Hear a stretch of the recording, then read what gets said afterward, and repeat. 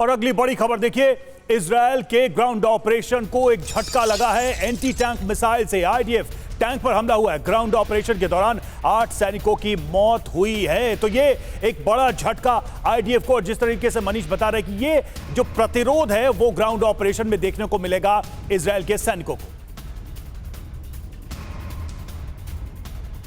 तो देखिए, टीवी9 भारतवर्ष पर जितने भी एक्सपर्ट से हम बात कर रहे थे, सबका यह कहना था कि ग्राउंड ऑपरेशन बहुत मुश्किल होने वाला है, क्योंकि ये वो इलाके हैं जो हिजबुल्लाह की डेन माने जाते हैं। ग्राउंड ऑपरेशन में आईडीएफ को अब झटका लगने की खबर सामने आ रही है। जमीनी हमले में इजरायली मिलिट्री पर हमला हुआ है। यारून में इजरायली टैंक पर मिसाइल अटैक हो गया अचानक। इजरायली टैंक मरकोवा पर मिसाइल अटैक हुआ, जिसमें यह टैंक पूरी तरह से बर्बाद हो गया। लेकिन सबसे दुखद बात इजरायल के नजरिए से यह है कि हमले में 8 इजरायली सैनिकों की मौत हो गई है। यह बड़ा नुकसान है इजरायल का।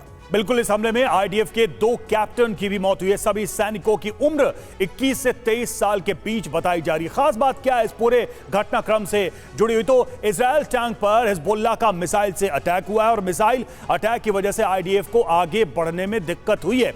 हमले में अब तक इजरायल के 3 टैंक तबाह हो चुके हैं, बर्बाद हो चुके हैं। तो इस तरीके का प्रतिरोध का सामना जमीन पर करना पड़ा है आईडीएफ को। बिल्कुल। और देखिए, लेबनान में इजरायली सैनिकों के मारे जाने पर पीएम बेंजामिन नेतन्याहू ने शोक का इजहार किया है, शोक व्यक्त किया है। मैं लेबनान में शहीद हुए हमारे नायकों के परिवारों के प्रति अपनी संवेदना व्यक्त करना चाहता हूं। भगवान उनको फिर पुनर्जीवित करें। हम एक साथ खड़े होंगे और भगवान की मदद से हम एक साथ जीतेंगे। हम दक्षिण में अपने बंधकों को वापस लाएंगे। हम उत्तर में अपने लोगों को लौटाएंगे।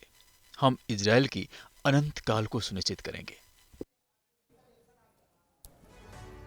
और वहीं इजरायल के सीरिया में भी भीषण हमले हुए हैं। इजरायल ने सीरिया को बनाया निशाना। दमिश्क में आईडीएफ ने हवाई हमले किए हैं। इजरायली हमले में धुआं धुआं हो गया दमिश्क। ये देखिए, ये दमिश्क की तस्वीरें आपके सामने हैं, जहां पर आईडीएफ ने एयर स्ट्राइक की।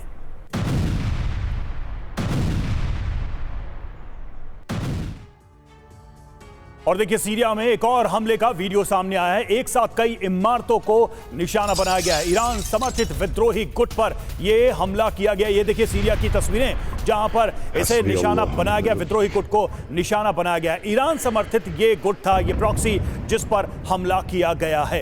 एक साथ कई इमारतों को टारगेट किया गया।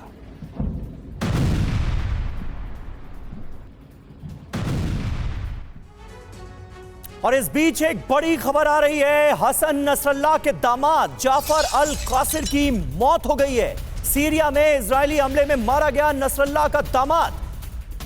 तस्वीर भी इस शख्स की हम आपको दिखा रहे हैं। बुधवार को दमिश्क में जो इजरायली हमला हुआ, उसमें नसरल्लाह के दामाद की मौत हो गई है। एक दिन पहले मारा गया था अल कासिर का भाई, और अब अल कासिर के भी मारे जाने की खबर सामने आ रही है।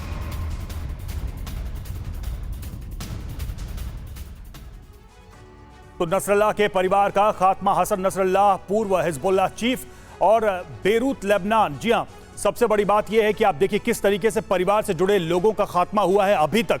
तो बेरूत में हमला किया गया, हिजबुल्लाह मुख्यालय पर हमले के दौरान मौत हुई थी हसन नसरल्लाह की। और बेटी की बात करें ज़ैनब नसरल्लाह की, तो बेरूत लेबनान में ही ये हमला हुआ था, बेरूत में, आपको याद होगा। और हिजबुल्लाह मुख्यालय में ज़ैनब की मौजूदगी थी और उस दौरान ज़ैनब की भी मौत हो गई थी। जाफर अल कासिर दामाद नसरल्लाह का, और दमिश्क सीरिया में जो हमले हुए हैं उसमें मौत हुई है। इजरायली स्ट्राइक में मौत हो गई है। मोहम्मद जाफर, जी हां, मोहम्मद जाफर अगर बात करें, हिजबुल्लाह यूनिट 4400 का कमांडर था और इसकी भी मौत हो गई लेबनान में। ग्राउंड ऑपरेशन के दौरान ये मारा गया था। तो ये देखिए किस तरह से नसरल्लाह के परिवार और उससे जुड़े अहम लोग मारे गए हैं अभी तक के ऑपरेशन में। मनीष, सवाल यही है कि नसरल्लाह का परिवार और नसरल्लाह से जुड़े लोग अभी भी निशाने पर हैं, और देखा जाए तो उन पर खतरा खत्म नहीं हुआ है, चाहे वो बेरूत में हो चाहे वो सीरिया में हो। देखिए, इजरायल का कहना यह है कि हिजबुल्लाह से जुड़े हर व्यक्ति को उनके निशाने पर है और वो मारे जाएंगे, और यही सोचकर इजरायल स्ट्राइक कर भी रहा है। और इसीलिए नसरुल्लाह के मारे जाने के बाद या हिजबुल्लाह के टॉप कमांडर के खात्मे के बाद भी स्ट्राइक रुक नहीं रही है। हर जगह से जहां से उसे सूचना मिल रही है, उनके इंटेलिजेंस गैदरिंग के मुताबिक कि यहाँ पर हिजबुल्लाह के लड़ाके हो सकते हैं या हिजबुल्लाह के कमांडर हो सकते हैं या हिजबुल्लाह से जुड़े कोई भी पॉलिटिकल लीडरशिप हो सकती है, उन सबको टारगेट किया जा रहा है, फिर चाहे वो लेबनान का इलाका हो या फिर सीरिया का इलाका हो। अहम बात यह है कि जब सीरिया के इलाके को वो टारगेट कर रहे हैं तो वहां पर इजराइल 2 कदम आगे बढ़कर उन तक इलाकों तक को टारगेट कर रहा है जो वहां पर की रूसी एयरबेस है। अभी जो खबरें आ रही है उसके मुताबिक हिजबुल्लाह का एक ठिकाना एक रूसी एयरबेस के पास था और वहां पर इजरायली नेवी ने स्ट्राइक किया और उसे तबाह कर दिया, जिसको अब रूसी एयरबेस के पास हुए हमले की वजह से रूस अपने ऊपर एक थ्रेट के तौर पर भी देख रहा है।